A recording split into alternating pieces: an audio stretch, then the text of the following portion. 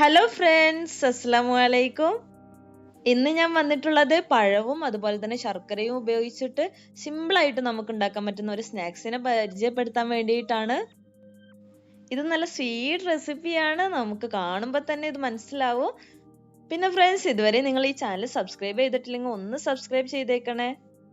നിങ്ങളുടെ എല്ലാവരുടെയും സപ്പോർട്ട് എനിക്ക് ആവശ്യമുണ്ട്. അപ്പോൾ ഇനി നമുക്ക് നമ്മുടെ റെസിപ്പിയിലോട്ട് പോവാം. ആദ്യം തന്നെ ഞാനൊരു പാന് ചൂടാക്കാൻ വെച്ചിട്ടുണ്ട്. അതിലോട്ട് ഒരു ടേബിൾ സ്പൂൺ നെയ്യ് കൂടെ ഒഴിച്ചു കൊടുക്കുന്നുണ്ട്. പിന്നെ ഈ നെയ്യ് നല്ലതുപോലെ നമുക്ക് ചൂടാക്കി എടുക്കണം. നെയ്യ് നല്ലതുപോലെ ചൂടായി വന്നതിന് ശേഷം നമുക്ക് അതിലോട്ട് 2 നേന്ത്രപ്പഴം ചെറുതായി അരിഞ്ഞതിന് ശേഷം അതിലോട്ട് ഇട്ട് കൊടുക്കാം. ശേഷം ഇത് നന്നായിട്ടൊന്ന് ഇളക്കി കൊടുക്കണം. ഞാൻ ഒരു നേന്ത്രപ്പഴത്തെ 4ആയി മുറിച്ചതിന് ശേഷം ചെറുതായിട്ട് കട്ട് ചെയ്ത് എടുത്തിട്ടാണ് ഇതിലോട്ട് ഇട്ട് കൊടുത്തിട്ടുള്ളത്. ഇതിനി നമുക്ക് നല്ലതുപോലെ നെയ്യുമായിട്ട് യോജിപ്പിച്ചെടുക്കാം. അതിനുശേഷം നമുക്കൊരു 1/2 കപ്പ് തേങ്ങ കൂടി ഇതിലോട്ട് ഇട്ട് കൊടുക്കാം. അതിനുശേഷം നമുക്ക് നമ്മുടെ പഴവും അതുപോലെ തേങ്ങയും നെയ്യും എല്ലാം കൂടെ നല്ലതുപോലെ ഒന്നുകൂടെ മിക്സ് ചെയ്ത് കൊടുക്കണം. ഇപ്പോൾ ഞാനിത് നല്ലതുപോലെ മിക്സ് ചെയ്തിട്ടുണ്ട്. ഇതിനെ നമുക്ക് ഒന്ന് ചൂടാക്കി എടുക്കാം. ഇതൊന്ന് ചൂടായി വന്നതിന് ശേഷം നമുക്ക് 1/2 കപ്പ് ശർക്കര കൂടെ നമുക്ക് ഇതിലോട്ട് ഇട്ട് കൊടുക്കാം. പിന്നെ ഒരു 1/2 കപ്പ് വെള്ളം കൂടെ ഞാൻ ഇതിലോട്ട് ചേർത്ത് കൊടുക്കുന്നുണ്ട്. ഈ ശർക്കരയൊക്കെ നന്നായിട്ട് മെൽറ്റായി വരാനായിട്ട് നമുക്ക് കുറച്ച് വെള്ളം ചേർക്കേണ്ടതായിട്ടുമുണ്ട്. ഇനി കല്ലുള്ള ശർക്കരയാണെങ്കിൽ ആദ്യം തന്നെ ഇതൊന്ന് ശർക്കര മാത്രം മെൽറ്റ് ചെയ്തെടുത്തതിന് ശേഷം അരിച്ചിട്ട് വേണം ഇതിലോട്ട് ചേർത്ത് കൊടുക്കാനായിട്ട്. പിന്നെ ശർക്കര നമുക്ക് നമ്മുടെ മധുരത്തിനനുസരിച്ച് അങ്ങോട്ടും ഇങ്ങോട്ടൊക്കെ നമുക്ക് അതിൻ്റെ അളവൊക്കെ മാറ്റി കൊടുക്കാൻ പറ്റുന്നതാണ്.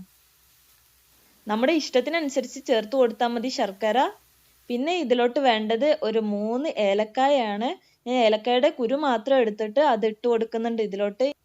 എന്നിട്ട് ഇത് നല്ലതുപോലെ നമുക്ക് യോജിപ്പിച്ച് കൊടുക്കാം. ഏലക്കായ ഇടുമ്പോൾ നല്ലൊരു ഫ്ലേവർ കിട്ടും ഏലക്കായയുടെ. ഇനി നമുക്ക് ഇത് നമ്മൾ ബോൾസ് ആക്കി എടുക്കുമ്പോൾ ഉരുട്ടിയെടുക്കാൻ വേണ്ടിയിട്ട് എളുപ്പത്തിന് വേണ്ടിയിട്ട് കുറച്ച് അരിപ്പൊടി കൂടെ ചേർത്ത് കൊടുക്കണം. അപ്പോൾ ഒരു 1/8 കപ്പ് അരിപ്പൊടി കൂടെ ഞാൻ ഇതിലോട്ട് ചേർത്ത് കൊടുക്കുന്നുണ്ട്. പിന്നെ നമുക്ക് നല്ലതുപോലെ മിക്സ് ചെയ്തെടുക്കാം. ഇത് നമുക്ക് ബോൾസ് ആക്കി എടുക്കുമ്പോൾ എളുപ്പത്തിൽ നല്ലതുപോലെ ബോൾസ് ആക്കി എടുക്കാൻ വേണ്ടിയാണ് ഞാനിത് ചേർത്ത് കൊടുത്തിട്ടുള്ളത്.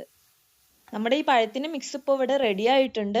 ഇനി നമുക്ക് ഇതൊരു ബൗളിലോട്ട് മാറ്റാം. പിന്നെ അതിന് ശേഷം നമുക്ക് കയ്യിൽ നെയ്യ് എന്തെങ്കിലും പുരട്ടിയതിന് ശേഷം ഇതെല്ലാം നമുക്ക് നമ്മുടെ ഇഷ്ടത്തിനനുസരിച്ചുള്ള സൈസിൽ നമുക്ക് ബോൾസ് ആക്കി എടുക്കാവുന്നതാണ്. ഞാനിപ്പോൾ ഒരു മീഡിയം സൈസിലാണ് ബോൾസ് ആക്കി എടുക്കുന്നത്. നിങ്ങൾക്ക് ഈ സൈസ് കുറയ്ക്കണമെങ്കിൽ കുറക്കാം, അതുപോലെ തന്നെ വലുതാക്കണമെങ്കിൽ വലുതാക്കുകയും ചെയ്യാം. അതൊക്കെ നിങ്ങളുടെ ഇഷ്ടത്തിനനുസരിച്ച് ചെയ്യാവുന്നതാണ്. ഈ ബനാന മിക്സ് ഒക്കെ നല്ലതുപോലെ ചൂടാറിയിട്ട് വേണം നമുക്ക് ഇതൊക്കെ ബോൾസ് ആക്കി എടുക്കാനായിട്ട്. ഇതിപ്പോൾ എല്ലാം കഴിയാനായിട്ടുണ്ട്. ഇനി ലാസ്റ്റ് ബോളും കൂടെ ഉള്ളൂ. ഇതും കൂടെ ഒന്ന് റെഡിയാക്കി വെക്കാം നമുക്ക്. ഇനി ഞാൻ മറ്റൊരു ബൗൾ എടുക്കുന്നുണ്ട്. ആ ബൗളിലോട്ട് ഒരു 1/2 കപ്പ് മൈദ കൂടെ ചേർത്ത് കൊടുക്കുന്നുണ്ട്. ഇത് നമുക്ക് ആ ബോൾസ് ഒക്കെ ഇതിൽ ഡിപ്പ് ചെയ്തെടുക്കാനുള്ള ബാറ്റർ റെഡിയാക്കാൻ വേണ്ടിയിട്ടാണ് ആദ്യം തന്നെ മൈദ ചേർത്ത് കൊടുത്തിട്ടുള്ളത്. പിന്നെ ഒരു മുട്ട കൂടെ ഇതിലോട്ട് ഞാൻ ചേർത്ത് കൊടുക്കുന്നുണ്ട്. പിന്നെ ഒരു നുള്ളു ഉപ്പ് കൂടെ നമുക്ക് ഇതിലോട്ട് ചേർത്ത് കൊടുക്കാം. അതുപോലെ ഒരു 1/2 ടീസ്പൂൺ ബേക്കിംഗ് പൗഡർ കൂടെ ഇതിലോട്ട് ഞാൻ ചേർത്ത് കൊടുക്കുന്നുണ്ട്. പിന്നെ നമുക്ക് ചെറിയൊരു കളറിന് വേണമെങ്കിൽ നമുക്ക് മഞ്ഞൾപ്പൊടി ചേർത്ത് കൊടുക്കാവുന്നതാണ്. ഇത് നിർബന്ധമില്ല, നിങ്ങൾക്ക് ആവശ്യമുണ്ട് മാത്രം ചേർത്ത് കൊടുത്താൽ മതി. അതുപോലെ തന്നെ ഒരു ടേബിൾ സ്പൂണ് പഞ്ചസാര കൂടെ ഞാൻ ഇതിലോട്ട് ചേർത്ത് കൊടുക്കുന്നുണ്ട്. പിന്നെ ഇത് നമുക്ക് നല്ലതുപോലെ മിക്സ് ചെയ്തെടുക്കാം. പിന്നെ നമ്മളിങ്ങനെ കുറച്ചായിട്ട് വെള്ളം ഒഴിച്ചു കൊടുത്തതിന് ശേഷം നമുക്കിത് നല്ലൊരു തിക്കായിട്ടുള്ള ബാറ്റർ ആക്കി എടുക്കാം. ഞാനൊരു മീഡിയം തിക്നെസ്സിലാണ് ബാറ്റർ ഉണ്ടാക്കുന്നത്, ഓവറായിട്ട് തിക്കായിട്ടല്ല ഉണ്ടാക്കുന്നത്. ഇപ്പോൾ നമ്മുടെ മൈദ ബാറ്ററും റെഡിയായി വന്നിട്ടുണ്ട്. ഇനി ബോൾസ് ഒക്കെ നമുക്ക് ഈ ബാറ്ററിൽ നമുക്ക് ഡിപ്പ് ചെയ്തിട്ട് വേണം ഫ്രൈ ചെയ്ത് എടുക്കാനായിട്ട്. അതിനുവേണ്ടി ഞാനൊരു പാന് ചൂടാക്കിയതിന് ശേഷം അതിലോട്ട് ആവശ്യത്തിനുള്ള ഓയിൽ കൂടെ ഒഴിച്ചു കൊടുത്തിട്ടുണ്ട്. നമ്മൾ ഡീപ്പ് ഫ്രൈ ആണ് ചെയ്യേണ്ടത്. അപ്പം നമുക്ക് ഈ ബോൾസ് ഓരോന്നായിട്ട് ഇതിലോട്ട് ഇട്ട് കൊടുത്തിട്ട് ഓരോന്നും ഡിപ്പ് ചെയ്തിട്ട് നമ്മുടെ ഓയിൽ ചൂടായതിനു ശേഷം ഓയിലോട്ട് ഒന്ന് ഇട്ട് കൊടുക്കാവുന്നതാണ്. അപ്പോൾ ഞാൻ ഓരോന്നായിട്ട് ഇട്ട് കൊടുക്കാൻ തുടങ്ങിയിട്ടുണ്ട്. ഇത് ഓരോന്നും നമുക്ക് ഈ മൈദ ബാറ്ററിൽ ഡിപ്പ് ചെയ്തിട്ട് നമുക്ക് ഫ്രൈ ചെയ്തെടുക്കണം. ഒരു മീഡിയം ഫ്ലെയിമിൽ വെച്ചിട്ട് വേണം നമുക്കിത് ഫ്രൈ ചെയ്തെടുക്കാനായിട്ട്. ലോ ഫ്ലെയിമിൽ വെച്ചിട്ട് വല്ലാതെ എണ്ണ കുടിക്കാൻ ചാൻസ് ഉണ്ട്. അതുപോലെ തന്നെ ഹൈ ഫ്ലെയിമിൽ വെച്ചാൽ ഇത് പെട്ടെന്ന് തന്നെ കരിഞ്ഞു പോകും. അപ്പോൾ നമ്മളൊരു മീഡിയം ഫ്ലെയിമിൽ വെച്ചിട്ട് നമ്മൾ ഇതൊക്കെ ഫ്രൈ ചെയ്തെടുത്താൽ മതിയാവും. ഇതിപ്പോൾ എല്ലാം റെഡിയായി വന്നിട്ടുണ്ട്. നല്ലൊരു ഗോൾഡൻ ബ്രൗൺ ഷെയ്ഡിലായിട്ട് വന്നിട്ടുണ്ട്.